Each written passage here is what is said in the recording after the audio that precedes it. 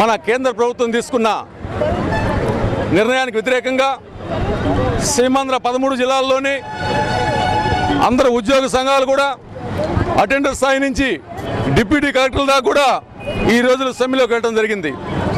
ఇది కేవలం ఓట్ల కోసం, నోట్ల కోసం, సీట్ల కోసం, తమ రాజకీయ భవిష్యత్తు కోసం తీసుకున్న నిర్ణయమే కానీ ఇది ప్రజల కోసం తీసుకున్న నిర్ణయం కాదని చెప్పేసి మా ఉద్యోగ సంఘాలన్నీ భావిస్తూ ఉన్నాయి.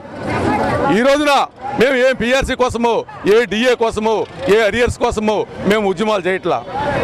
కేవలం సీమాంధ్ర ప్రజా ప్రయోజనాలు దృష్టిలో పెట్టుకొని ఒక సామాజిక బాధ్యతతో మాత్రమే మేము ఈరోజు ఉద్యమాలు చేస్తూ ఉన్నాం. దయచేసి ఈ కార్యక్రమానికి ఇప్పటికైనా కానీ చాలా లేట్ అయింది. సీమాంధ్రలోని ప్రజాప్రతినిధులందరూ, ఎమ్మెల్యేలు, ఎంపీలు, మంత్రులు ఇప్పటికైనా రాజీనామాలు చేసి మాతో చేయి కలపండి. ఈ ఉద్యమాన్ని మరింత ముందుకు తీసుకుపోదాం.